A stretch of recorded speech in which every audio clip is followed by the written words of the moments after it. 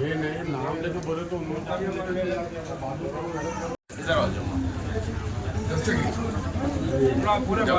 ఈరోజు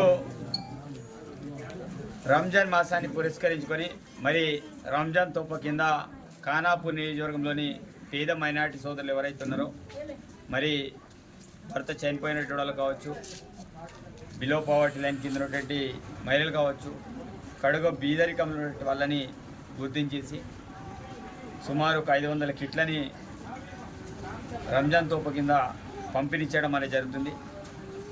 మరి దాతల్ని కూడా నేను కోరుకున్నది ఒకటే, ఇట్లాంటి పేదవాళ్ళ కోసం సహాయం చేయడానికి తప్పకుండా ముందుకు రావాలి. ఎందుకంటే చాలామంది రంజాన్ కంటే ముందు చాలామంది పేదవాళ్ళు నా దగ్గరికి వచ్చి, సార్ మాకు రంజాన్ ఉంది, మాకు ఏమైనా సహాయం చేయమని దాన్ని వేడుకున్న సందర్భాలు ఉన్నాయి.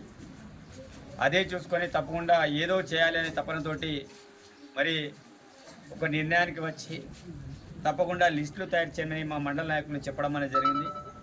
మరి ఈ రకంగా ఉట్నూరులో సుమారు ఒక 200 వరకు, అదేవిధంగా ఖానాపూర్లో ఒక 100 వరకు, కడెంలో 50, జనరంలో ఒక 50, ఇంద్రవెల్లి ఒక 50, అట్లా మొత్తం సుమారు 500 వరకు కిట్లని పంపిణీ చేయడం అనేది జరుగుతుంది. కాబట్టి ముస్లిం సోదరులకి మరి ఈ రంజాన్ సందర్భంగా మీకంతా మంచి జరగాలని, మీ కుటుంబం మెల్లవెల్లలా సుఖ సంతోషంతో ఉండాలని, అదేవిధంగా అన్ని రకాలుగా అభివృద్ధి జరగాలని, ఆరోగ్యంతో ఉండాలని మనస్ఫూర్తిగా కోరుకుంటాను.